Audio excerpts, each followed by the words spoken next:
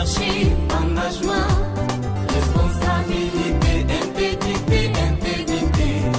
Mokoloto mona asengeli atosa, otobengana ba anti-valeur. Merci honorable Alexis Moutanda. Mesdames et messieurs, bonjour et bienvenue dans cette émission spéciale sur la situation qui prévaut dans l'Est de la République démocratique du Congo. Nous sommes à Goma, Ituri, Sud Kivu. Il ne se passe aucun jour. Tous les jours qui passent, il y a des tueries. Il y a des déplacés par milliers.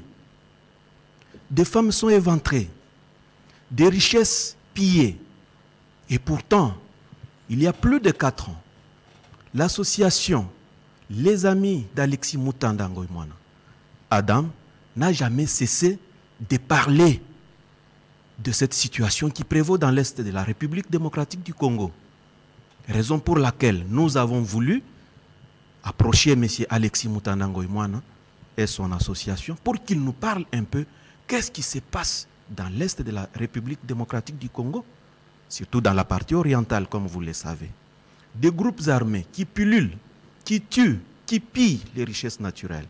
C'est pour cette raison, Grace Mouteba et Fred Mbwangi et moi-même, nous sommes heureux sur ce plateau de recevoir M. Alexis Moutanda Ngoïmwana, à qui nous disons bonjour. Oui, bonjour, monsieur le journaliste. La première question, M. Alexis Moutanda Ngoïmwana, votre association n'a cessé de le dire. Nous reviendrons toujours sur l'insécurité dans l'Est du pays, l'insécurité, des tueries. Qu'est-ce qui est à la base, qu'est-ce qui est à la source de cette insécurité dans l'Est du pays? Oui, merci beaucoup. C'est une situation très complexe. Ça fait presque plus de 25 ans, c'est-à-dire un quart de siècle, que cette situation perdure. Et comme vous l'avez si bien dit, notre association est très préoccupée par cette situation parce que, comme nous ne cessons de le dire, il y a notre hymne national qui nous invite régulièrement à nous mettre debout, nous les Congolais. Pourquoi? Parce que nous sommes tous unis par le sort. Et le sort dont on parle, évidemment, c'est notre avenir commun qui est représenté, évidemment, par notre pays, qui est la République démocratique du Congo. Parler du Congo veut dire parler, bien sûr, de la capitale, Kinshasa, qui est la capitale de notre pays. C'est parler de la province du Katanga, des provinces du Kasaï, des provinces du Congo central, de Bandundu, de l'Équateur, province orientale et du Kivu, bien sûr. Alors, vous avez raison d'évoquer cette situation parce que ça va tout droit au cœur de tous les Congolais qui sont conscients de l'intégrité nationale de leur pays et surtout du bien-être social des populations qui vivent le drame. Il faut bien l'appeler comme ça, le drame de l'Est, parce que ça dure depuis trop longtemps. Eh bien, remontons un peu l'histoire récente de notre pays, bien sûr, si on peut considérer 25 ans comme étant, disons, court terme. Eh bien, tout a commencé, disons, de manière tout à fait particulière avec les événements dans le pays qui s'appelle, enfin, disons, de notre voisin, le Rwanda, lorsque, en 1994, il y a eu le fameux génocide des Tutsis. C'était bien sûr des milliers de personnes qui ont perdu la vie. Et lorsque le gouvernement actuel avait pris le pouvoir, eh bien, tous ceux qui se sentaient, disons, responsables de ce qui est arrivé, donc ce qu'on appelle entre guillemets les génocidaires, Ils ont été, ils voulaient fuir leur pays, et le plus proche, bien sûr, c'était la province du Kivu. Ouais. Et c'est ainsi qu'en 1995-1996, la province a été envahie, évidemment, par toutes ces personnes qui n'avaient pas la conscience tranquille parce qu'ils venaient de commettre, évidemment, disons, un génocide. Et ils se sont installés spécialement dans la province du Kivu. Il est tout à fait évident que le nouveau pouvoir qui venait d'arriver à Kigali ne se sentait pas en sécurité, oui. Avec, bien sûr, parce que parmi tous ces fuyards, il y avait non seulement des civils, mais il y avait surtout beaucoup de militaires armés qui s'étaient déplacés avec leurs chars, leurs fusils et Dieu sait avec quoi encore. Voilà. C'est ainsi qu'il y a eu, bien sûr, ce mouvement de poursuite de ces génocidaires à travers notre pays. Et à cette époque, évidemment, il faut ajouter encore un autre élément, c'est que quelques mois ou quelques années après, il y a une rébellion sous le nom de AFDL qui s'est formée également de ce côté-là et qui visait beaucoup plus, si vous voulez, qui avait, si vous voulez, des raisons politiques, parce qu'ils voulaient se débarrasser du régime de M. Mobutu. Et on a vu, évidemment, cette rébellion aller très vite à travers toutes nos provinces. Et comme le Rwanda, le Burundi et l'Ouganda soutenaient, évidemment, le gouvernement rwandais, et cette rébellion en particulier, c'est comme ça que ça s'est éparpillé très vite. Disons, le problème avait pris des dimensions. Et ce n'était plus un problème rwandais, c'était devenu pratiquement un problème congolais. C'est ça. Et alors tous ces génocidaires se sont organisés aussi à leur tour, de telle manière que quelques années après, ils ont fait des efforts pour rentrer chez eux, ce qu'ils ne pouvaient pas faire évidemment facilement. Et alors sous forme de FDLR, c'est-à-dire, disons, toutes ces forces démocratiques pour la libération, je crois, du Rwanda, ou je ne sais pas moi. Oui.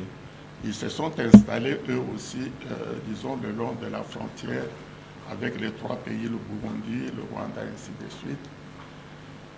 Et en s'installant évidemment au Congo, eh ben, ils créaient encore un problème supplémentaire, c'est-à-dire que, disons, la sécurité du Rwanda n'était pas garantie, ce qui a amené le gouvernement rwandais à faire des escarmouches à travers les frontières pour pouvoir neutraliser, ainsi de suite. Donc, il faut prendre ça comme, disons, le problème numéro un. C'est ça. Et ensuite, par la suite, il s'est ajouté d'autres mouvements, en particulier ce mouvement qui venait de l'Ouganda. De l'Ouganda, oui. Et alors, on a vu évidemment atterrir sur notre sol des personnes armées prétendant être opposants au régime de Museveni. Et comme par hasard, ces groupes opéraient beaucoup plus sur le territoire congolais plutôt que sur le territoire ougandais. Et cela dure depuis des années. Et ces groupes armés, évidemment, qui sont, je ne sais pas commandés par qui, ils ont commencé même à s'attaquer aux civils et jusqu'à présent, ce sont des villages et des civils, des femmes et des enfants qui sont victimes de tous ces mouvements et on n'a jamais compris spécialement pour quelles raisons, au lieu de combattre leur régime dans leur pays, au contraire, ils opèrent pratiquement de manière régulière et depuis plusieurs années sur le territoire congolais en s'attaquant bien sûr à des populations civiles. À ce mouvement, il faut ajouter aussi, disons, les mouvements rebelles au gouvernement burundais qui eux aussi opèrent toujours sur le territoire congolais et on n'a jamais su également pour quelles raisons. Et puis, au pays même, il y a eu également d'autres rébellions comme les M23, etc. Des mouvements contours, bien sûr, très incertains parce que personne n'a jamais pu définir correctement ce mouvement. Et alors, comme par hasard, tous ces mouvements étaient combattus aussi par certains mouvements aussi, parce que c'est toujours des mouvements qui peuvent s'appeler Maïmaï, ouais. qui peuvent s'appeler des mouvements d'autodéfense. D'autodéfense, ouais. etc. Alors, encore dans ces groupes-là, ça n'a jamais eu de configuration très définie, parce que là-dedans, vous trouverez des groupes qui combattent, si vous voulez, les groupes dont on vient de parler tout à l'heure. Oui. Et tout comme aussi, il y en a qui combattent le gouvernement ou plutôt le régime de Kinshasa. Donc ça devenait un peu, si vous voulez, très confus parce qu'on ne sait pas qui fait quoi, etc., d'une manière précise. Et alors, le gouvernement de Kinshasa a réagi à tout cela en envoyant bien sûr l'armée nationale pour apaiser l'est du pays. Et encore une fois, on sait un peu très bien comment nos troupes agissent à travers le temps. Et ils se sont adonnés aussi à beaucoup d'irrégularités, disons. Et on a fait appel, bien sûr, à partir de là, à la MONUSCO qui était venue pour, depuis, je crois, 2003, si je ne m'abuse, pour aider les populations congolaises, si vous voulez, défendre, si vous voulez, les populations civiles, et qui, elle aussi, constitue une autre force qui, ensemble avec l'armée nationale et tout cela. Mais vous voyez que la multiplicité de tous ces groupes peut vous poser un problème de survie, parce que toutes ces troupes doivent utiliser des armes, et ces armes doivent venir de quelque part. Ensuite, tous ces mouvements doivent également survivre sur le plan alimentaire, ce qui veut dire qu'ils doivent avoir des ressources financières qui peuvent les aider à survivre. Et puis ensuite, tous ces mouvements également ont besoin de quelques territoires où ils peuvent se retrouver ou se réorganiser après, de telle manière qu'à un moment donné, ça devient une situation tellement confuse, une nébuleuse qu'on ne sait pas définir. Et comment est-ce qu'ils trouvent les moyens de survie? Eh bien, ça constitue maintenant, si vous voulez, une autre rubrique, c'est-à-dire les richesses naturelles qu'ils trouvent évidemment dans cette province et de la province orientale et de Kivu, et spécialement autour, disons, des mines d'or ou des minerais qui... et puis ensuite, surtout, le coltan qui est devenu évidemment, disons, une richesse qui est très florissante. Donc, de telle manière que tous ces petits groupes et ces petites troupes, y compris même, si vous voulez, des éléments de notre armée, sans parler de certaines de nos populations, même de nos villages, qui deviennent complices dans tout cela parce qu'il y a également cet élément qui constitue, disons, des moyens artisanaux, si vous voulez, pour survivre et pour continuer les opérations. Ok. Et alors, derrière tout cela, bien sûr, avec le temps, il y a des multinationales qui trouvent également leur intérêt là-dedans, de telle manière qu'ils deviennent maintenant des tireurs de ficelles, les manipulateurs, évidemment, au très haut niveau, qui tirent les ficelles pour tirer aussi profit de cette situation. Sans parler, bien sûr, des autochtones et même, disons, des responsables politiques du pays, spécialement originaires de ces régions, qui voient très bien de quelle manière ils peuvent aussi profiter de la situation. Ce qui fait que la situation est devenue une véritable labyrinthe, une inévitable nébuleuse, une situation, disons, incontrôlable. Ou même, disons, on ne sait pas à qui adresser la parole pour régler le problème. Et de l'autre côté, bien sûr, vous avez les pays, spécialement des pays qui sont voisins à notre pays, qui voient aussi, bien sûr, comment tirer profit de tout. Donc, ça devient vraiment une véritable nébuleuse. Merci beaucoup. Comme vous avez parlé de l'insécurité et des pillages des richesses, avant d'en arriver là, nous voulons d'abord savoir ce que s'il y a cette nébuleuse dont vous parlez, c'est que les pays ont manqué un leadership. Comment tous ces mouvements-là peuvent entrer facilement au Congo? Donc il n'y avait pas un leadership que vous avez toujours l'habitude d'évoquer. Exactement. C'est pour cette raison que j'ai parlé un peu des richesses, n'est-ce pas, de la province qui sont pratiquement à la disposition de tout le monde. Mais parlons par exemple du coltan ou même de certaines mines d'or et tout cela. Eh bien, si le pouvoir de Kinshasa s'était bien organisé d'une manière systématique, comme ils l'ont fait dans certaines provinces, installer des grandes usines avec des investisseurs bien connus, eh bien, on pouvait contrôler, si vous voulez, la sortie ou plutôt l'exploitation de toutes ces richesses. Merci. Mais depuis des années, on dirait que c'est devenu un peu une exploitation artisanale où chacun peut, n'importe quel bandit peut venir faire la loi. Et c'est ainsi que, disons, depuis plusieurs années, il y a des disputes autour de... Et il y a même des responsables militaires, des responsables politiques, et surtout les pays voisins, bien sûr, qui voient comment tirer profit de cette situation, alors qu'ils tirent des ficelles, et entre-temps, bien sûr, c'est toujours les populations civiles qui payent, disons, le prix le plus fort. Parce qu'à l'est du pays, si vous pouvez mourir par balle, c'est encore une mort. Mais le plus souvent, c'est, disons, c'est avec des armes blanches, des machettes. Vous passez à la machette ou bien au couteau, etc. Donc des morts atroces. Et les femmes enceintes, évidemment, n'échappent pas à tout cela. Parce que non seulement on tue la mère, mais on ouvre le ventre pour prendre le bébé qui est là-dedans. Vraiment. Et alors les enfants, bien sûr, n'en parlons pas. Que ce soit des filles ou des garçons, etc. Donc c'est une situation insupportable pour un pays, disons, qui prône la démocratie et puis et surtout qui prône le bien-être social des populations. Et alors, bien sûr, vous parlez de leadership, mais en réalité, et comme on dit, il n'y a jamais de mauvaises troupes, il n'y a que de mauvais chefs.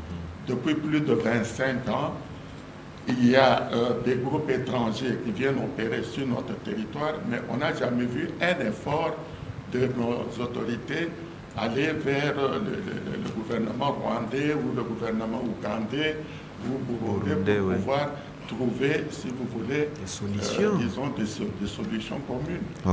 Donc ça veut dire qu'il y a une certaine complicité, et cette complicité, bien sûr, c'est surtout les multinationales qui tirent maintenant des tireurs de ficelles et qui commencent à tirer des ficelles. Merci. Parce que c'est une source évidemment d'enrichissement ici.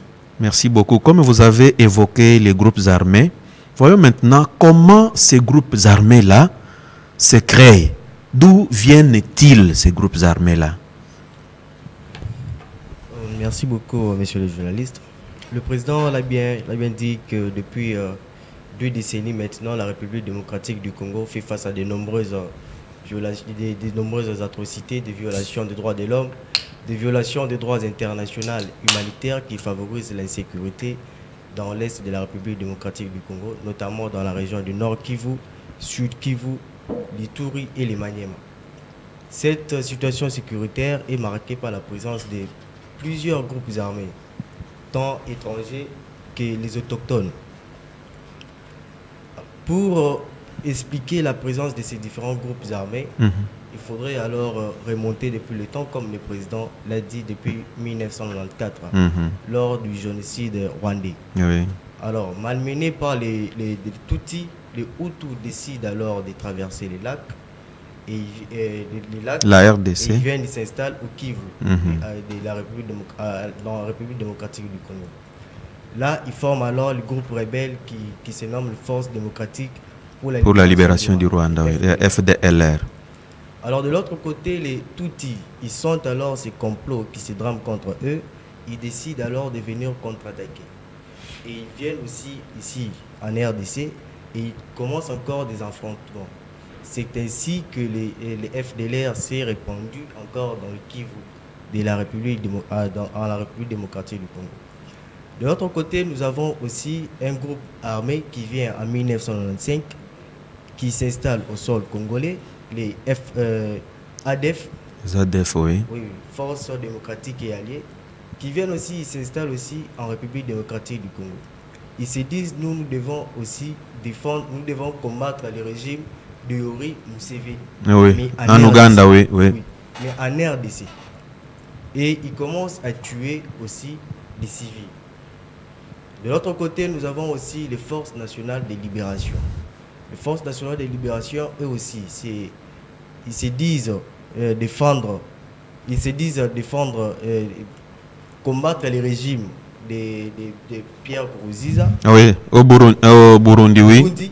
Mais sur le sol congolais. Avec le FNL. FNL. Ils se mettent aussi en même temps à tuer les civils congolais.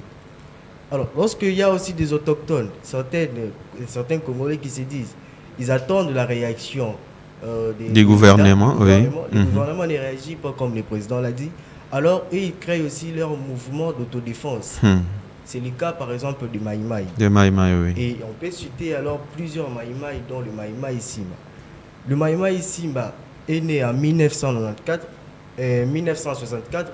et ils se disent vouloir une RDC selon les idées de Patrice Emery Lumumba. Donc, s'il y a des régimes qui viennent, qui mettent en œuvre les mouvements, les idées de Laurent et de Patrice, oui, eux, ils sont contre ça. Oui, ils vont toujours combattre les régimes. Et il y a aussi les Nyatura. Les Nyatura, c'est un groupe armé Hutu. Eux, ils combattent alors tout groupe armé qui sont hostiles à la présence des Rwandais en République démocratique du Congo. Et ils se mettent aussi à combattre aussi les Congolais. À part les Nyatura, nous avons aussi les Mazembe. Les Mazembe, ce sont des groupes armés nandis. Ils se disent, comme il y a aussi des problèmes entre les Nandais, parce qu'il faudrait aussi préciser que... Oui, c'est un peu de nous épargner tous ces détails-là, mais nous voulons plus parler de ces groupes armés-là. Comment Christian Kapouya, comment ces groupes armés-là sont organisés? D'où viennent les armes? Merci beaucoup. Quel est, si vous voulez, leur mode d'opération? Merci beaucoup, monsieur le journaliste. Nous voyons plusieurs motivations. La toute première, c'est la recherche de l'argent, parce qu'ils doivent exister. Alors, où est-ce qu'ils peuvent trouver l'argent? C'est dans les régions constituées par l'Ituri, le Nord Kivu, le Sud Kivu, qui constituent une des régions les plus riches en ressources minières. Ainsi, ils visent les gisements, ils visent toutes ces mines qui sont là. Alors, ces groupes-là s'établissent là-bas pour pouvoir extraire les minéraux qui y sont pour les vendre. Alors, comment ça se passe? Avant même que ce mouvement débute, le gouvernement avait la même mise sur tous ces gisements miniers-là, dont l'extraction et l'artisanat. Il y avait des creuseurs qui étaient là, qui travaillaient, mais qui vendaient dans le comptoir officiel reconnu par l'État. Alors, juste après, le gouvernement a interdit cela et a placé nos propres militaires qui gardaient ces gisements-là. Alors, eux, frauduleusement, ils se sont constitués maintenant en équipe avec les creuseurs pour les sécuriser. Les creuseurs creusent, excusez-moi la tautologie, ils prennent les minéraux, remettent à ces militaires qui vendent à leur tour, les remettent à leur tour à ces groupes armés, et les groupes armés les emmènent dans les pays limitrophes, étrangers là-bas, et on les vend maintenant à des multinationales. Maintenant, ils ont créé une chaîne d'extraction et de livraison de ces produits-là. Il y a une autre motivation. Les groupes qui se sont constitués et établis chez nous. Le peuple Hutu, les Tutsis, cherchent à rentrer chez eux, mais d'une manière sécurisée. C'est ainsi qu'ils ont pris comme base arrière la RDC, du Congo. Vraiment. Et avec les moyens qu'ils reçoivent, tentent maintenant de retourner chez eux. Donc, ils sont obligés d'avoir des moyens pour pouvoir survivre. Après, nous avons les autochtones, la population qui doit survivre. Ouais. Elle a besoin de terres arables, elle a besoin de rivières pour pêcher, elle a besoin de forêts pour chasser. Oui. Et même de ces mines-là pour avoir de l'argent, parce que ils ont des besoins physiologiques, ils doivent vivre. Et puis c'est chez Ils eux. se sont constitués également en groupe là-bas pour Se défendre. Se défendre. Voilà. Alors il y a le problème de pouvoir, parce que nous avons le pouvoir ici national qui se limite seulement au niveau des chefs-lieux. Mais nous avons des chefs coutumiers qui sont là, avec leurs terres. Eux également, ils ne veulent pas lâcher les richesses qui sont chez eux là-bas. Et ils s'opposent maintenant au gouvernement, ils se constituent en groupe. C'est ainsi qu'ils le font. Alors dans le mode opératoire, je pense que le président a pu épingler cela. Ils utilisent l'arme blanche, ils font des incursions. Tous, ils sont à la recherche de terre, ils sont à la recherche également de vivre et de non-vivre pour pouvoir exister. Et que deviennent les territoires? Quand les gens fuient, ils vont où? Bon. Et ils font quoi de ces habitations-là, de ces richesses qui sont autour, là où les autochtones étaient? Bon, nous sommes en train de constater un certain mouvement. C'est vraiment suspect. Une occupation, parce que qu'est-ce qu'ils font? Ils utilisent nos femmes à nous comme des esclaves sexuels pour avoir des enfants. Et nous constatons maintenant qu'ils viennent avec des troupes étrangères qui viennent s'établir dans les territoires conquis. Et les nôtres fuient, se dispersent partout. C'est déplorable, ça. On dirait qu'il y a ce projet-là de balkanisation. Ils veulent des territoires pour les occuper définitivement. Merci beaucoup, Christian Kapouya. Merci à Philippe Boukassa pour ces explications. Alors, comme nous avons parlé de des richesses, quelles sont les richesses que nous avons au Congo, plus particulièrement dans la partie orientale? Quelles sont ces richesses? Merci beaucoup, messieurs les journalistes, pour la question. La partie orientale, donc en Ituri, au nord Kivu, au sud Kivu, les sous-sols est très très riche. Je crois que nous sommes victimes de la richesse de notre sous-sol. Dans les sous-sols de cette partie où les massacres sont connus tous les jours, on trouve la cassitérite. La cassitérite constitue 15% des réserves mondiales dans notre pays. Avec cette cassitérite, quand on l'extrait, on a l'oxyde d'étain. L'étain a remplacé le plomb dans l'usage courant. Avec cet étain, on fabrique les emballages des emballages alimentaires, on fabrique le fer blanc, et on l'utilise aussi dans les circuits des ordinateurs pour faire les circuits intégrés dans les récepteurs. Il y a plusieurs applications. Bon, le deuxième minerai pour lequel nos frères et sœurs sont massacrés au nord Kivu, au sud Kivu et en Ituri, nous pouvons aussi citer l'or. L'or, à l'époque, a été produit par une société qu'on appelait Kilomoto. Maintenant, depuis que cette société a connu des difficultés, maintenant c'est l'exploitation artisanale qui se fait là sur place. Et depuis que l'exploitation artisanale est en cours, on utilise les femmes pour tamiser l'or, pour le triage. On utilise les enfants. Les enfants, au lieu d'aller à l'école, on les utilise dans les mines d'or.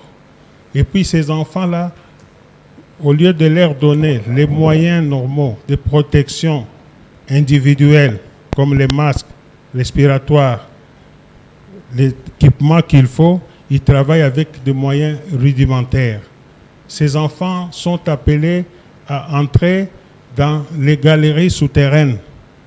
Des fois, il y a des inondations qui sont provoquées par les infiltrations d'eau.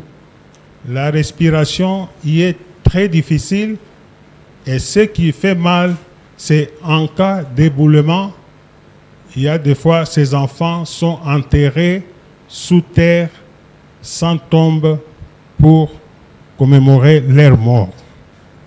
Et puis, dans tous ces commerces-là, il y a les groupes armés. Oui, les groupes armés, je ne vous coupe pas la parole, les groupes armés, on a suffisamment parlé de ça. Parlez-nous un peu de ces produits qui font trop de bruit, les coltans. Nous voulons que vous puissiez insister sur les coltans, comme nous les voyons sur les images d'ailleurs. Hein, on nous montre à quoi ressemblent ces coltans-là.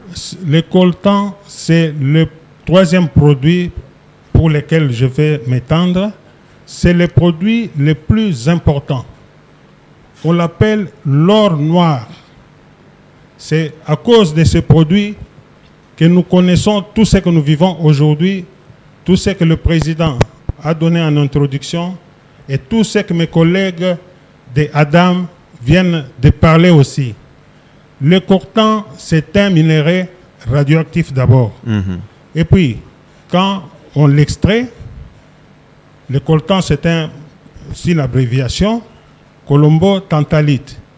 Quand on l'extrait, on a des sous-produits, les colombium, les nobium et les pentoxydes de tantale.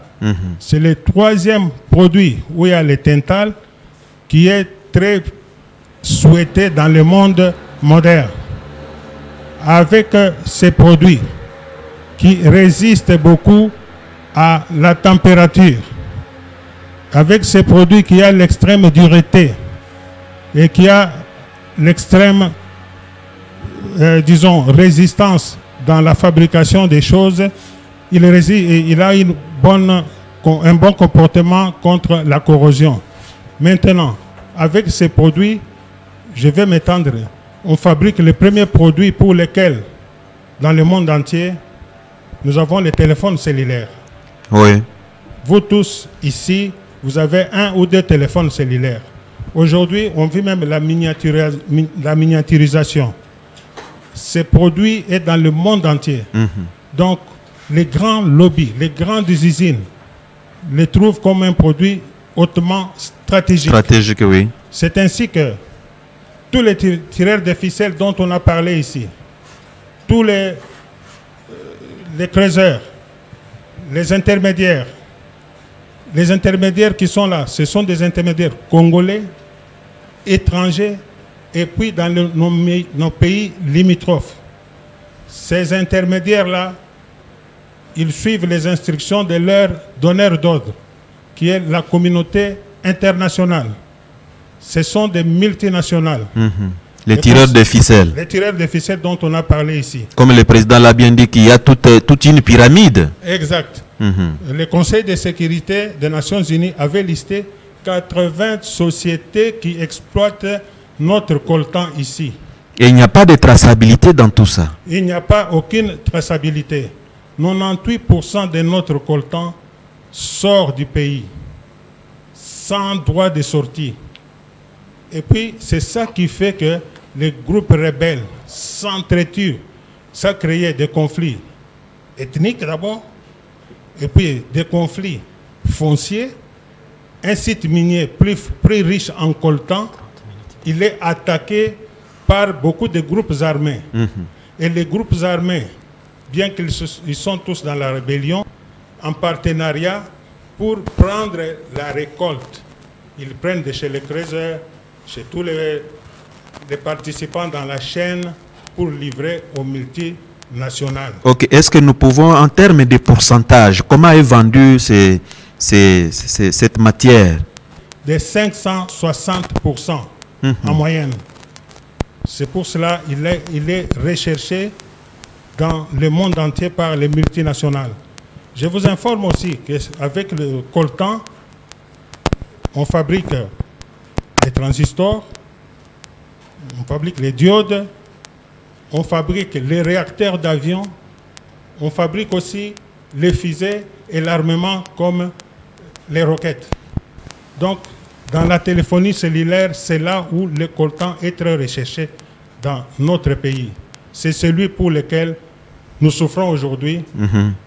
Tous les intervenants, tous les commissionnaires, ils suivent le mot d'ordre donné par les multinationales et cette situation va perdurer jusqu'à l'infini tant que le pouvoir central ne prend pas de position. Merci beaucoup Pierre Mbouyi. Voyons à quoi ressemblent les coltans. On parle de coltan, mais c'est quoi? Voyons les images et puis on revient tout de suite. Le mot coltan est une abréviation pour colombite tantalite. On extrait deux matériaux de ce minerai, le tantal et aussi le niobium. C'est le tantal qui est surtout prisé quand on extrait du coltan. Ce métal a une très grande résistance à la corrosion. On l'utilise entre autres pour fabriquer des condensateurs, des composantes que l'on retrouve dans nos téléphones intelligents, nos ordinateurs et nos voitures électriques. On retrouve du coltan dans plusieurs pays du monde, dont le Canada, l'Australie et la Chine. Mais c'est la région du Kivu, en République démocratique du Congo, qui a la part du lion. Ces richesses ont toutefois un revers. Le coltan est considéré comme un minerai qui alimente les conflits, comme les diamants du sang. Les organisations non gouvernementales qui travaillent dans la région du Kivu, dont Médecins sans frontières, font un lien direct entre l'exploitation des mines de coltan et la violence dans la région. Et le Congo demeure l'un des pays les plus pauvres du monde. Le PIB par habitant n'est que de 600 $ par année et l'espérance de vie n'atteint même pas 60 ans.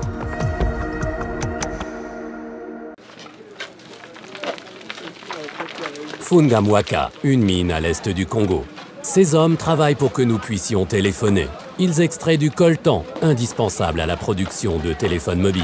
La République démocratique du Congo est le deuxième fournisseur mondial de cette matière première rare. Fungamwaka est une mine modèle.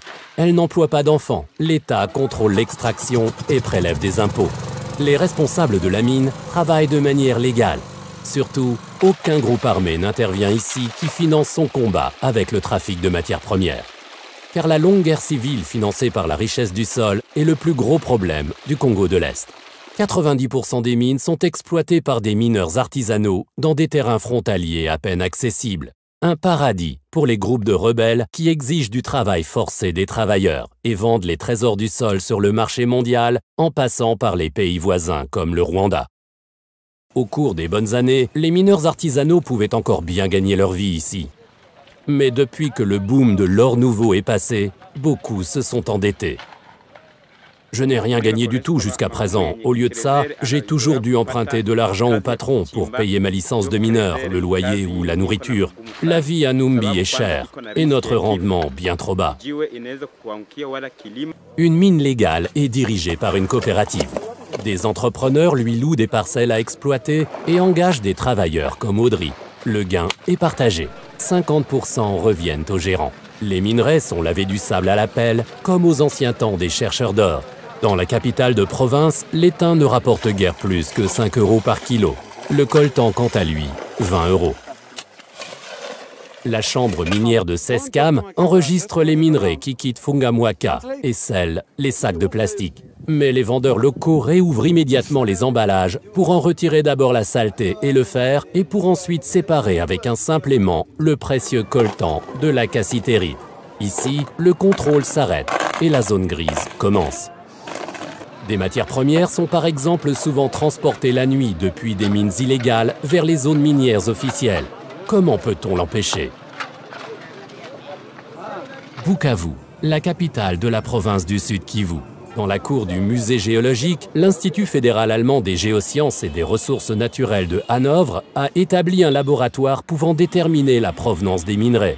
Car chaque sédiment présente des qualités spécifiques. On peut même déterminer de manière précise, au-delà des frontières, de quelle région vient la matière.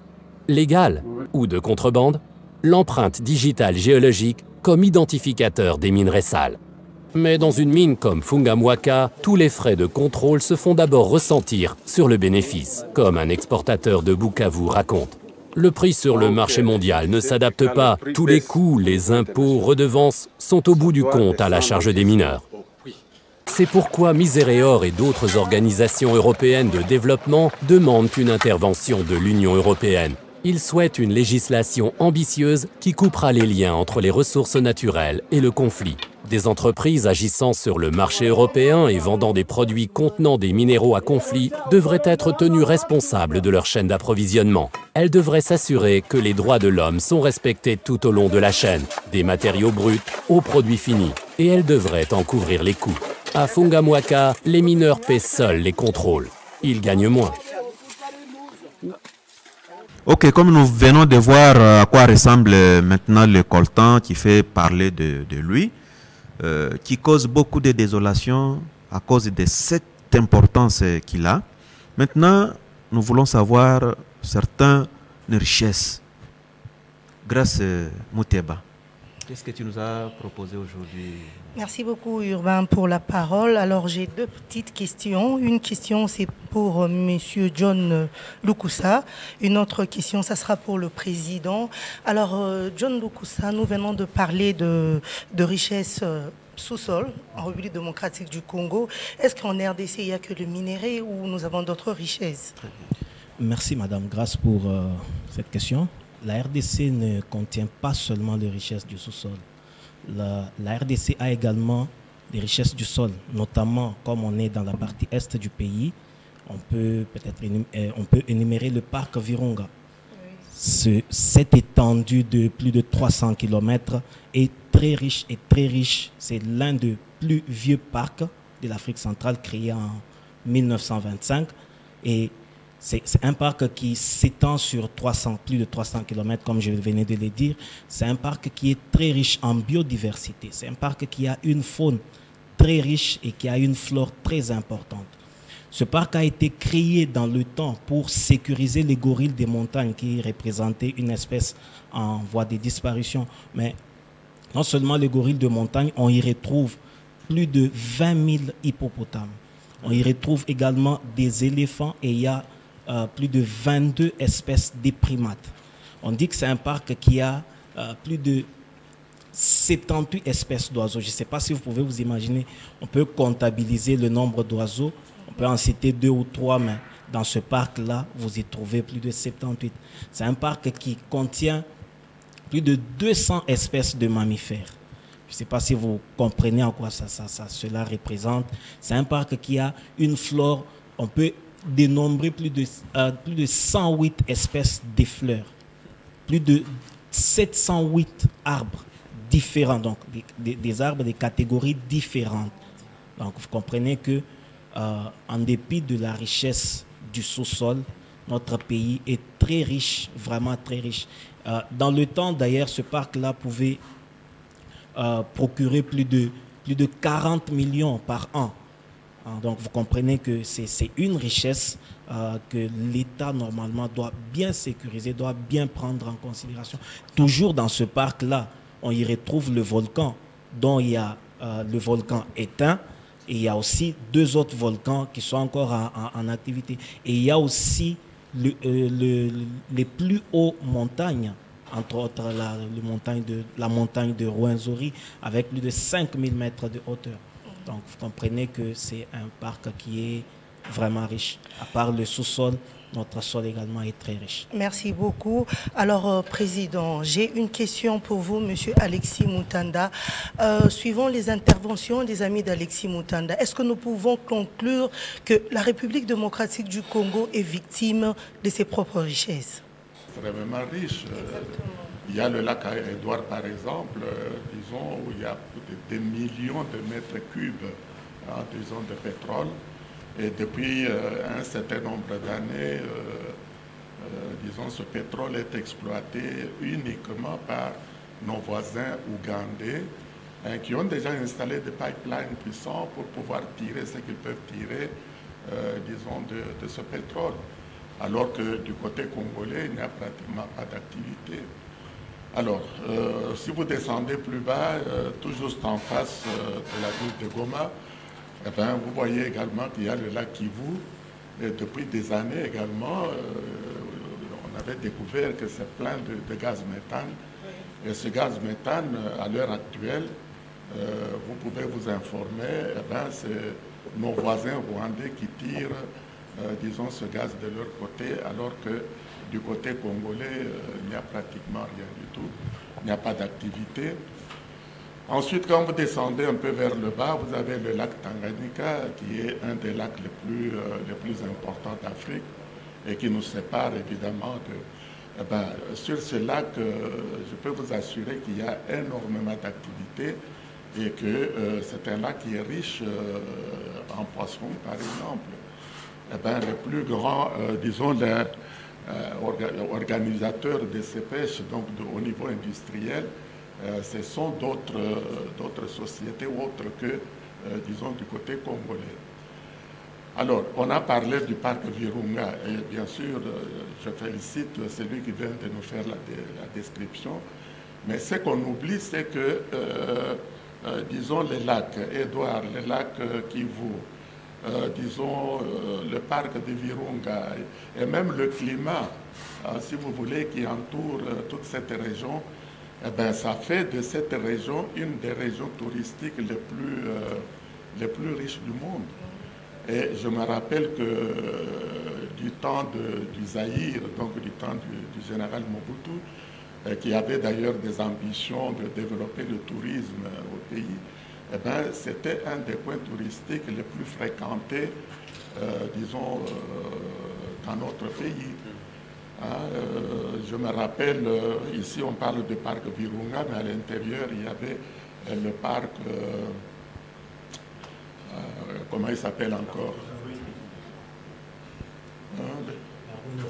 le parc de la Rundi. Eh bien, c'était tout simplement un paradis. On ne pouvait pas, disons, aller à Goma sans visiter ce parc où il y avait des centaines de bêtes, des lions, des antilopes et toutes sortes. Et puis on avait même construit un village de la Ruindi où on pouvait passer évidemment des jours très agréables, etc. Et ça attirait même des touristes internationaux. Alors vous comprenez que, disons, tout cela n'existe plus avec la rébellion AFDL, avec toute cette insécurité qui est créée actuellement. Et ben, ce parc a complètement disparu. Et pendant ce temps, bien sûr, les Congolais eux-mêmes, ils mangent la poussière, ils mangent la boue, alors que leurs richesses sont en train de voler en éclats. Donc c'est une situation évidemment déplorable. Alors on a parlé également de l'insécurité ici, des groupes armés, etc. Mais on oublie aussi un autre objectif que certains de nos voisins nourrissent depuis très longtemps, c'est balkaniser carrément le pays pour pouvoir s'accaparer, parce que il ne fait aucun secret pour personne qu'il y a des pays voisins qui ont l'ambition de créer une république de grands de volcans, et qui comprendrait bien sûr le Rwanda, le Burundi et puis une partie de l'Ouganda, sans compter bien sûr la partie est de notre pays. Vous comprenez que tout cela, bien sûr, c'est encore une équation qui entre déjà dans cette équation complexe, disons, de l'ensemble des problèmes que nous vivons de ce côté-là. Merci beaucoup, M. Alexis. Je vous repasse la parole, M. Urbain. Merci beaucoup. Fred Mbouangui, tu as quelque chose à dire? Merci beaucoup, mesdames et messieurs. Nous ne pouvons pas terminer cette émission sans pouvoir parler de l'éruption du volcan Nyiragongo.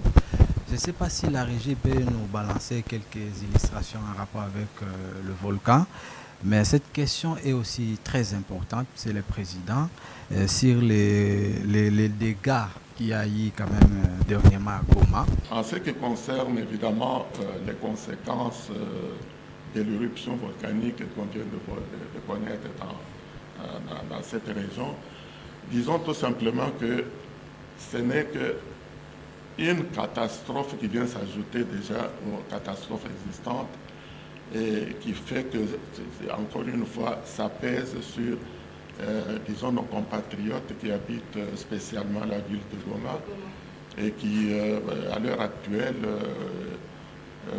ont vu leur maison détruite, ils ont vu, disons, leur installation, si vous voulez, commerciale, disons, disparaître. Et il faudra évidemment beaucoup de temps et beaucoup de moyens financiers pour pouvoir rétablir la situation comme elle était avant. Alors, si vous avez, disons, déjà cette insécurité qui existe depuis plus de 25 ans, vous y ajoutez, disons, les malheurs qu'apporte, disons, l'éruption de ce volcan, sans compter bien sûr le Covid, qui fait également, qui sème également la terreur comme partout ailleurs. Alors vous pouvez comprendre disons, c'est que ces populations et ces compatriotes de cette région, évidemment, comment c'est un véritable enfer qu'ils sont en train de vivre, ce qui demande, bien sûr, disons, de l'aide, n'est-ce pas, qui peut venir non seulement des autorités, même, disons, des populations, ou plutôt des personnes de bonne volonté, parce que c'est une situation pratiquement insupportable. Merci beaucoup, Monsieur le Président, parce que nous avons Pacifique Ngoï qui va nous parler également de les statistiques selon les années sur le lac Kivu.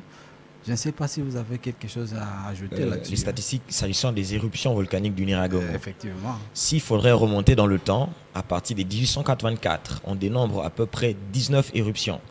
Mais de 1977 jusqu'à maintenant, il y a eu 5. Mais les plus graves, c'est celle de 77, bien sûr, celle de 2002 et celle de 2021, du 22 mai dernier ici. Pour ce qui est de l'éruption de 1977, il y a eu près de 2000 personnes qui étaient tuées par la lave. En 30 minutes seulement, 2000 personnes ont été tuées. Et si l'on vient à celle de 2002, il y a eu 250 personnes. Et la dernière éruption du 22 mai ici, il y a eu 32 personnes qui ont été dénombrées dans les statistiques du gouvernement. Donc nous sommes en train de voir au fil des années, au fil des éruptions, le Nyiragongo est en train de tendre vers son extinction. Mais aussi, au fil des éruptions, nous voyons la population qui est en train de s'adapter à cette vie. Vous savez, on ne peut pas se plaindre d'avoir le volcan à côté de nous. C'est quelque chose de naturel que nous avons trouvé et que nous allons laisser après notre mort. On doit seulement savoir vivre avec. Et au fil des éruptions, la population est en train de s'habituer à vivre avec le volcan et est en train de prendre des mesures, des propres mesures. Parce que nous savons très bien que notre gouvernement n'a pas pris des mesures réelles pour pouvoir pallier à ces éruptions. La preuve, la population a été surprise d'ailleurs vers 19 h et l'éruption, ils devaient choisir entre prendre les enfants, prendre le lit, prendre la télévision, prendre à manger. Donc ils devaient faire des choix très judicieux en cet instant-là pour sauver leur propre vie. La population s'est adaptée à ces choses et bien sûr, vous savez, la ville de Goma, comme le président l'a si bien souligné, c'est un endroit hyper touristique. Dans les années antérieures, c'était quelque chose qui ramenait de l'argent au trésor public. Avec les crépitements des balles, ça a déjà essayé de réduire un peu le taux du tourisme et rajouter encore les éruptions non contrôlées. Vous voyez que ça diminue encore plus l'affluence des personnes vers la ville de Goma. Mais cela ne doit pas décourager en tout cas les populations, vous savez, parce que après tout, nous croyons en ce que demain va changer. Vous savez, la grande mission d'Adam, c'est conscientiser la population, conscientiser les leaders. Nous avons notre devise, le leadership qui est en tout cas une notion phare que nous sommes en train de prôner. Et avec un bon leadership au sein de notre gouvernement, nous croyons que non seulement que les crépitements des balles va cesser, mais aussi des mesures vont être prises par rapport aux éruptions et le tourisme pourra encore récupérer son blason jadis terni. C'est en quelques mots en tout cas ce que nous pensons. Merci beaucoup, Monsieur Egbert, vous avez la parole. Merci beaucoup, Fred Mbwangi. Mais s'il vous était maintenant demandé, parce qu'il y a des gens qui disent qu'on doit délocaliser une partie de la ville de Goma, quel conseil donnerez-vous peut-être délocaliser la ville de Goma serait accorder à nos adversaires ce qu'ils sont en train de demander. Comme le président venait de l'évoquer, depuis plusieurs décennies, nous sommes enclins à une menace de balkanisation. Ils veulent créer la République des volcans. Et quand on dit République des volcans, nous savons très bien que la RDC a 6 volcans. Donc ce sera essentiellement la partie de la RDC qui sera prise. Donc ceux qui sont en train de promouvoir cette idée, je pense que s'ils ne sont pas influencés par des forces extérieures, alors ils sont dans l'ignorance. Parce que délocaliser la ville de Goma, vous savez, Goma, au-delà d'être un cadre touristique, c'est une ville géostratégique. Et sur le plan de la politique dans la région des Grands Lacs, mais même aussi en Afrique.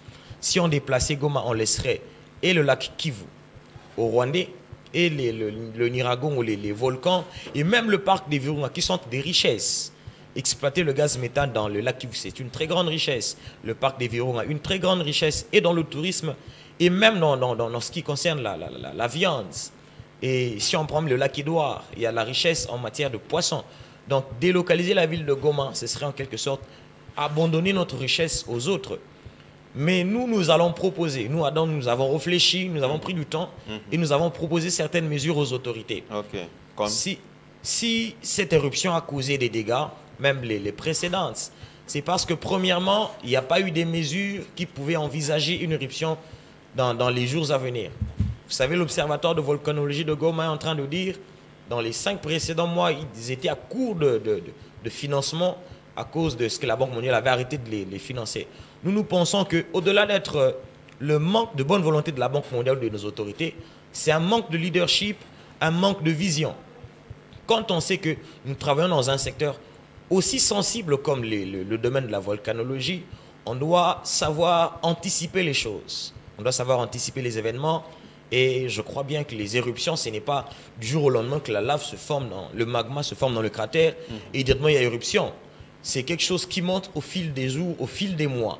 Donc ils pouvaient, dans les mois qui ont précédé, les 5 mois où ils étaient à court de financement, essayer un peu de voir comment la courbe était en train d'évoluer. Mais aussi, nous avons proposé qu'il y ait une bonne politique d'aménagement. On doit réaménager la ville de Goma. On a bâti des gratte-ciels là-bas, on a bâti des immeubles, il y a des hôtels, il y a ceci, oui, mais on a oublié de penser à des canalisations pour les laves. Vous savez, Goma, c'est une très belle ville proche du volcan. On doit savoir que, puisque c'est proche du volcan, coûte que coûte, il y aura toujours des laves qui vont venir par là. Merci beaucoup, Ngoï Oui. Pacifique. Nous sommes en train de chuter. Merci vraiment. Je comprends que vous avez vraiment fait des recherches. Vraiment. Ça nous donne vraiment... on peut même aller au-delà du temps qui nous est imparti, mais comme il nous reste 10 minutes, nous accordons maintenant la parole au président de l'association Les Amis d'Alexis Moutanda qui nous disent quelle est maintenant la position de Adam par rapport à l'insécurité qui gangrène l'Est du pays et par rapport maintenant à l'humanisme à cause de cette éruption volcanique qui a eu à Goma et nous allons chuter par là.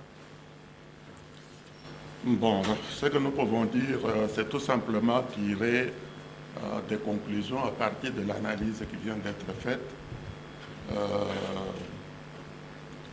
En ce qui concerne les groupes armés, les richesses, etc., eh ben, vous pouvez imaginer très facilement quels sont les tireurs de ficelles. Oui.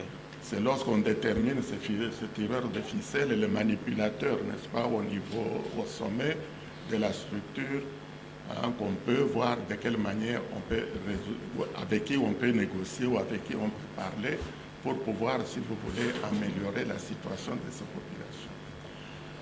Alors, nous voyons d'abord que nous avons des voisins, et nos 3 voisins qui sont très intéressés à la situation chez nous, ce sont les mêmes qui avaient participé à encourager la rébellion, disons, qu'on a connue, évidemment, disons, à la fin du XXe siècle. Je citerai bien sûr l'Ouganda. Vous voyez très bien, je l'ai dit tout à l'heure, ils tirent déjà le pétrole du lac Édouard, alors que ce lac, disons, appartient pratiquement aux 2 pays. Ensuite, vous voyez que dans l'analyse qu'on vient de faire, que tous ces artisans, ou plutôt ces exploitants artisanaux, disons dans les mines d'or ou dans des minéraux comme le coltan, ils traversent la frontière pour vendre, disons, leurs produits de l'autre côté. Non seulement pour l'Ouganda, également pour le Rwanda et le Burundi. Ensuite, vous avez l'organisation internationale, la MONUSCO que nous avons dans notre pays depuis plus de 20 ans maintenant, et qui a été organisée à un moment donné pour, disons, pour protéger, pour la protection de nos populations civiles. Mais vous pouvez comprendre que cette MONUSCO, lorsque vous allez à New York, eh bien, ce sont les pays du groupe du Conseil de sécurité, oui. Mais ce sont pratiquement les pays qui constituent ce Conseil de sécurité. C'est dans ces pays là-bas que les multinationales, disons, qui sont intéressées à des richesses, ou plutôt au trafic des richesses que nous venons de dire, sont implantées. La plupart des multinationales, c'est dans les pays industriels. Et ce sont ces pays industriels qui font partie du Conseil de sécurité. Et c'est le Conseil de sécurité qui pratiquement, disons, gère, si vous voulez, la MONUSCO qui est avec nous. Alors vous pouvez comprendre évidemment les dilemmes qui se posent à ces gouvernants qui sont d'abord dans le Conseil de sécurité, c'est-à-dire ils gèrent les Nations Unies, et de l'autre côté, il y a, disons, des multinationales implantées dans leur pays et qui font de très bonnes affaires en encourageant évidemment le trafic de minerais dont on parle ici. Oui. Et par conséquent, ils encouragent également en même temps, disons, de renforcer tous ces groupes terroristes, n'est-ce pas, qui sont à l'est du pays. Oui. Alors, vous comprenez quand même la tâche du gouvernement congolais. Voilà, avec l'état des sièges aussi. Oui. Dans cette nébuleuse, oui. Et de savoir qui fait quoi pour pouvoir traiter avec qui, afin de, disons, neutraliser, si vous voulez, toutes ces forces négatives et arriver, si vous voulez, à créer la paix dans cette région. Donc, un mot sur l'état des sièges, Président, puisque nous sommes en train de chuter. Oui, mais justement, le gouvernement fait... Vous savez, vous ne pouvez pas arriver à trouver une situation qui a été entretenue pendant des années, hein, parce que cette situation dont nous parlons ici remonte à plus de 20 ans, plus de 25 ans. Oui. Donc tous ces réseaux se sont installés, les manipulateurs se sont installés, les tireurs de ficelles, etc. Et puis il y a, disons, des circuits bien établis avec des multinationales qui gèrent des milliards, etc. Et puis il y a les vendeurs des armes également qui sont très actifs de ce côté-là. Alors vous pouvez comprendre, et puis il y a également des nationaux, aussi bien politiques que hommes d'affaires, etc., qui sont impliqués également dans cette histoire. Alors lorsque vous arrivez, que vous regardez cette nébuleuse et que vous voulez y apporter la lumière et la paix, eh ben, je peux vous assurer que vous ne pouvez pas résoudre ces problèmes du jour au lendemain. C'est ça. Donc, il y a encore du chemin à parcourir. C'est vraiment, disons, il faut d'abord marcher, n'est-ce pas, en faisant attention, parce que vous pouvez... donc, déjà, avec cette initiative, vous avez vu qu'on a utilisé l'armée nationale pendant des années, on a utilisé les troupes de la MONUSCO, on a organisé des opérations conjointes, etc. Et chaque fois, vous savez, ça n'a jamais apporté la solution. Alors maintenant, on essaie avec l'état des sièges. Avec l'état des sièges où les militaires vont faire...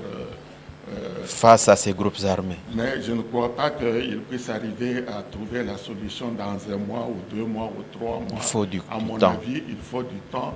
Et surtout, il y a des interlocuteurs qu'il faut découvrir et avec qui, disons, on peut parler d'une manière responsable et trouver alors, si vous voulez, une solution à longue échéance. Parce que ceux qui sont intéressés aux ressources minières sont là, et ils sont comme des éperviers en train de regarder à gauche, à droite. Il y a ceux qui sont intéressés beaucoup plus par, disons, par les problèmes de la balkanisation, parce qu'ils ont besoin des territoires. Alors plus vous éliminez les gens, plus ces gens quittent leur région, les laissent vides, et tout cela, vous savez, ce sont des calculs à long terme. Et ça veut dire que les solutions, aux grands mots, évidemment, il faut trouver également des grands remèdes. Mais à mon avis, il faudrait évidemment le concours, disons, de tout le monde. Et il faudrait que tous les Congolais, dans leur ensemble, se mettent, disons, derrière les efforts du gouvernement.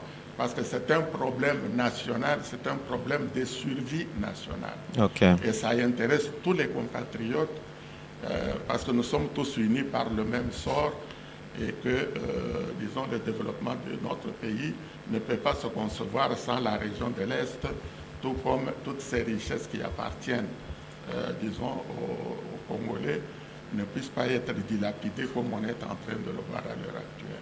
Merci beaucoup, mesdames et messieurs. C'est par ces mots du président, cette conclusion, que nous mettons point final à cette émission qui a connu les concours de Grace Mouteba, à qui je dis merci.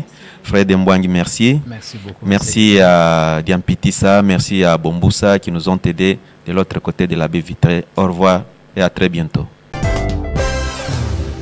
Leadership, engagement, responsabilité, intégrité.